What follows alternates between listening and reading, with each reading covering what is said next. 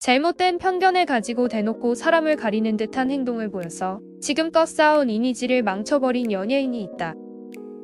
SBS 드라마 햇빛 쏟아지다는 드라마 올인으로 큰 인기를 얻은 송혜교의 차기작이자 류승범의 복귀작으로 당시 모든 이들의 관심을 한몸에 받았다.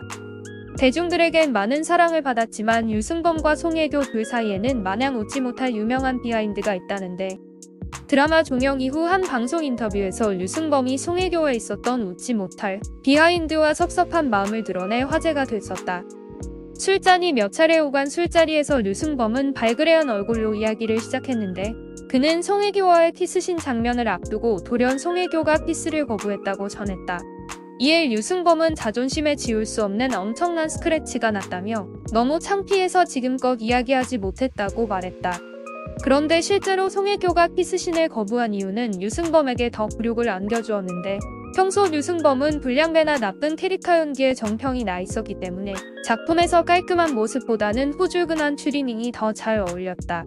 그래서인지 많은 사람들은 류승범에 대해 잘 씻지도 않고 다니는 등 위생관념이 없을 것이라는 등 잘못된 편견을 가지고 있기도 했다. 송혜교가 키스신에서 키스를 거부한 이유 또한 류승범이 비위생적이라고 잘못된 편견을 가지고 생각했기 때문이라고 했다.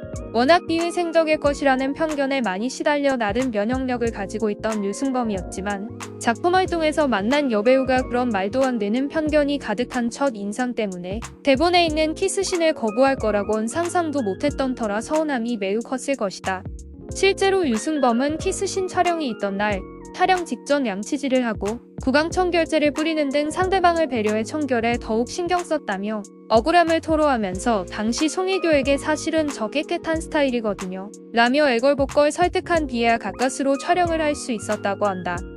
앞서 말했듯이 드라마 올인으로 일약 스타덤에 오르며 당시 화제의 여배우로 떠오르고 있던 송혜교였지만, 로맨스 장면에서 그것도 대본에 있는 키스신을 거부했다는 건 참 아이러니한 일이었다. 게다가 키스신을 촬영하기 전 상대방을 위해 청결에 만반의 준비를 했던 류승범에게 면전에 대놓고 더러울 것 같다는 말은 큰 수치심과 모멸감으로 다가왔을 듯하다. 그렇다고 송혜교가 그동안 촬영장에서 남자 배우들과 무작정 거리를 두고 사이가 좋지 않았던 건 아니다. 다른 작품에서는 전혀 거리낌 없이 애정신을 찍는다는 사실이 알려지기도 했고, 심지어 수많은 상대 남자 배우들과 열애설이 났던 것으로도 유명하다. 드라마 순풍산부인과에서는 당시 고3이었던 송혜교가 30살이었던 이창훈과 스캔들이 나기도 했었다. 2000년도 드라마 가을동화에서는 송승헌과 다음 해에 방송된 드라마 수호천사에서는 김민종과 그리고 드라마 풀하우스에서는 비와 스캔들이 났었고, 2014년에는 영화로 호흡을 맞춘 강동원과도 빼놓지 않고 스캔들이 났었다. 게다가 드라마 올인의 이병헌과 드라마 그들이 사는 세상의 현빈이랑은 공개 연애를 하기도 했다.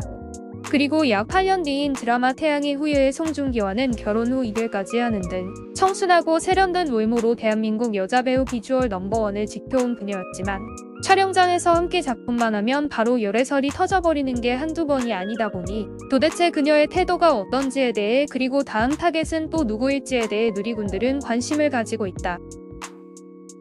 배우는 연기를 직업으로 삼은 이상 프로의식을 갖고 작품에서 요구하는 액션신, 키스신, 배드신 등 어려운 장면들을 소화해야 될 때가 있다. 적어도 연기자 본인이 이런 것들을 고려해 작품을 선택하기 때문에 윤리적으로 문제가 되지 않는 일이라면 최선을 다해야 하는 것이 연기자로서의 기본이다. 그러나 개인적인 감정, 편견, 첫인상으로 인해 이리저리 휘둘려 상대 배우에게 굴욕과 상처를 준 상황이라면 연기자로서의 자질을 의심해봐야 하는 것이 아닐까.